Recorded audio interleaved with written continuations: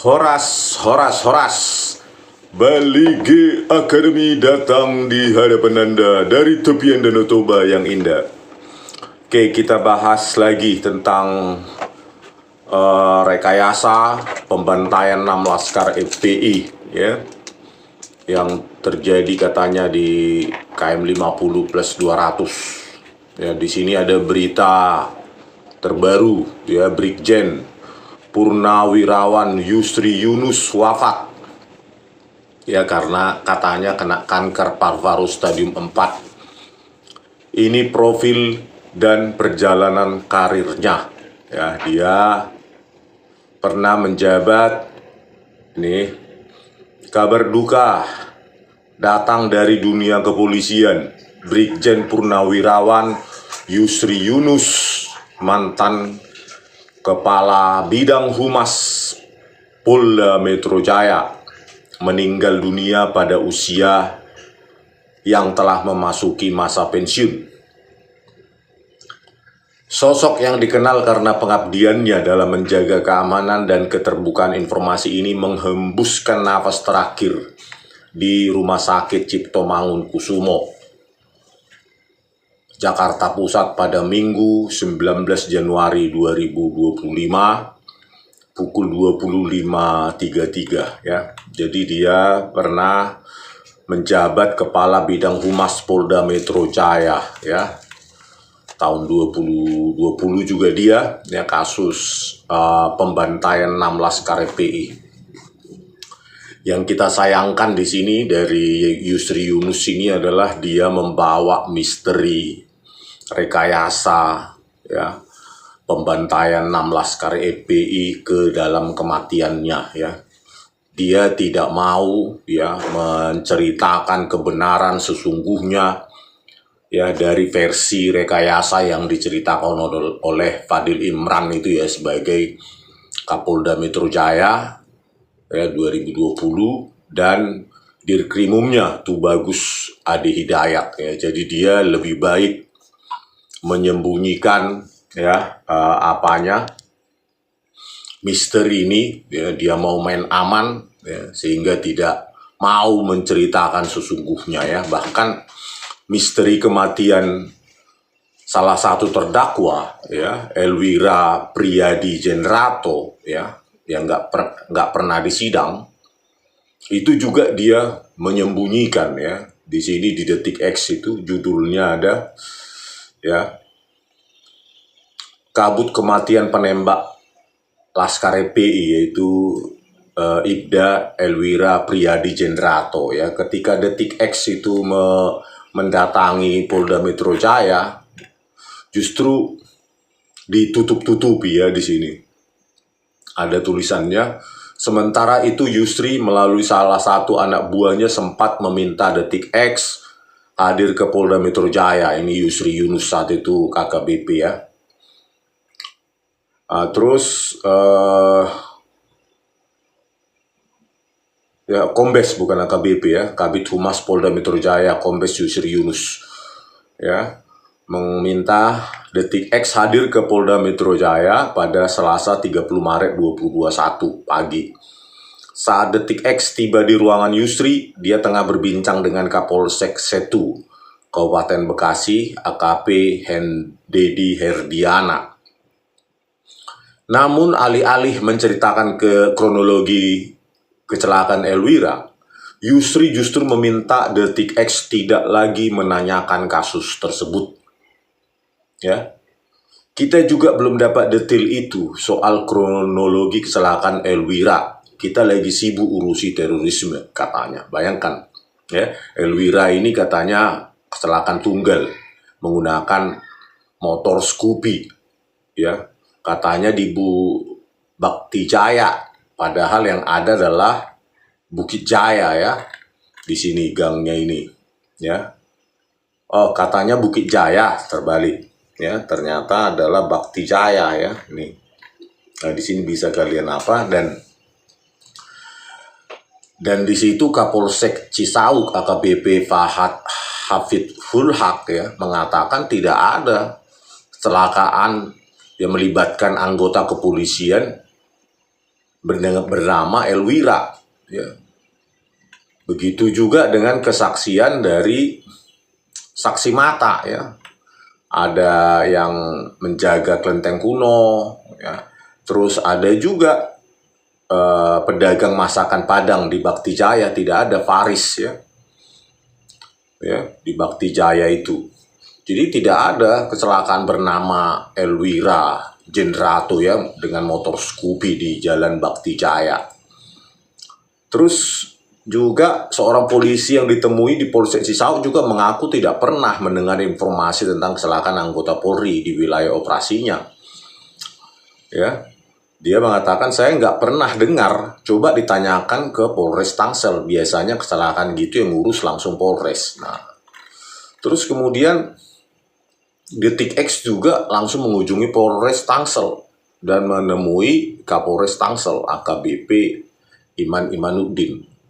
Ya, terus akhirnya tidak bisa ditemui. Ya. Namun dua petugas unit laka lantas Polres Tangsel, ya, mengatakan selama periode Januari sampai Maret 2021 tidak ada anggota Polri atas nama Elwira Priyadi Jendrato mengalami kecelakaan di wilayah Tangsel. Satu-satunya kecelakaan yang melibatkan anggota Polri di Tangsel pada Maret 2021 bernama Ahmad Suganda. Kalau ada nama Elwira itu saya pasti tahu. Kan semua laporannya pasti masuk ke saya, katanya. Kata dua petugas unit laka lantas tersebut, ya. Jadi itulah misterinya. Sekarang Elwira ini katanya kecelakaan motor Scoopy di wilayah Tangsel, ya. Tidak ada gitu loh. Jadi kalaupun dia mati, ya, bukan di situ. Dan penyebabnya bukan kecelakaan tunggal. Kalaupun dia mati, ya, Elwira Priyadi Jendrato yang akhirnya tidak dihadirkan di persidangan. Jadi hanya ada dua terdakwanya, Yusmin Ohorela dan Fikri Ramadan Tawainela. Ya, kalaupun dia mati bukan di Tangsel dan bukan kecelakaan tunggal motor Scoopy, atau barangkali dia masih hidup sampai saat ini, gitu ya. Jadi ada dua kemungkinan, dan ini dicoba ditutupi oleh Yusri Yunus ini, gitu loh, ya. Bahkan dia katakan kita juga belum dapat detail itu, kronologi kecelakaan Elwira, kita lagi sibuk urusi terorisme. Nah, menghindar Yusri Yunus ini. Saya yakin sebagai Kabid Humas Polda Metro Jaya, dia mengetahui rinci detail dari rekayasa ini, ya. Rekayasa pembantaian 6 Laskar FPI, ya. Bahkan Yusri Yunus ini juga ikut, ya, dalam konvers yang memajang senjata api dan senjata tajam yang mereka tuduh dipakai oleh Laskar FPI dalam penyerangan mereka di sekitar hotel Novotel, ya, di Karawang Barat. Nah, inilah, ya, rekayasa ini lebih baik kenapa nggak dibongkar sebelum dia meninggal dunia, sebelum dia check out dari dunia ini. Kan harusnya berguna bagi kemanusiaan, bukan malah dibawa ke dalam dunia kematian, ya. Sayang sekali, padahal saya sering mengungkapkan, ya, sejumlah rekayasa, ya. Indikasi kuat adanya rekayasa. Yang pertama, 4 Laskar FPI yang dibawa dari rest area KM 50 menggunakan mobil Xenia Daihatsu itu tidak diborgol, padahal katanya sudah ada sebelumnya terjadi penyerangan di Karawang Barat di depan Hotel Novotel. Di sana, ya, jalan interchange atau jalan internasional, tetapi malah tidak ada di borgol. Keempat Laskar FPI, ya, yang masih hidup, bahkan diikat pakai tali rafia, tali ikat sepatu atau ikat pinggang juga enggak, gitu. Duduk aja mereka katanya seperti penumpang biasa di Xenia Daihatsu itu kan bau rekayasanya sangat menyengat, ya, oleh Fadil Imran, Tubagus Ade Hidayat, terus Andip Jusin dan lainnya, ya. Sayang sekali dibawa rekayasa ini informasi penting kunci oleh Yusri Yunus ini ya. Yang kedua, rest area KM 50 yang merupakan TKP kunci malah dibongkar tahun 2020. Padahal baru saja diresmikan pada 2019 inilah. Ya, rekayasa itu memang sangat vulgar dilakukan oleh kepolisian ya. Mulai dari Fadil Imran, Tubagus Hadi Hidayat sebagai Dirkrimum, bahkan kabar reskrimnya sekarang itu Listio Sigit Prabowo ya. Kok bisa seperti ini? Terus kebetulan yang sangat tidak masuk akal ya, CCTV KM 49 sampai 72 tidak bisa mengirim gambar ke server 20 jam sebelum pembantaian 6 Laskar FPI terjadi ya. Nah inilah ya, padahal di persidangan Teddy Minahasa mengatakan CCTV di KM 50 itu kasus 50 dirusak. Dan bahkan di persidangan Sambo dikatakan acai ya. Si acai itulah tim yang merusak KM 50, CCTV KM 50. Jadi kan sudah harusnya novum yang sangat kuat yang harus ditindaklanjuti oleh Kapolri Listio Sigit Prabowo maupun Menteri HAM ya, Natalius Pigai kalau punya nyali ya Menteri HAM itu. Terus data CCTV dan HP masyarakat di rest area KM 50 diperintah dihapus oleh polisi, dan polisi yang memerintah ini sampai sekarang masih aman ya, padahal itu harusnya obstruction of justice ya. Terus pembersihan darah di TKP rest area KM 50 ya, jadi ada pun jejak darah di sana bukan dipoto, bukan di polis lain, malah disuruh bersihkan oleh polisi di rest area KM 50. Dan selanjutnya rest area KM 50 itu dibongkar supaya tidak ada lagi jejak apapun terhadap kasus ini ya, menyembunyikan kasus ini. Yang berikutnya yang keenam, rekonstruksi hanya bersumber pada keterangan terdakwa polisi ya, Muhammad Yusmin Ohorela dan Fikri Ramadan Tawainela ya.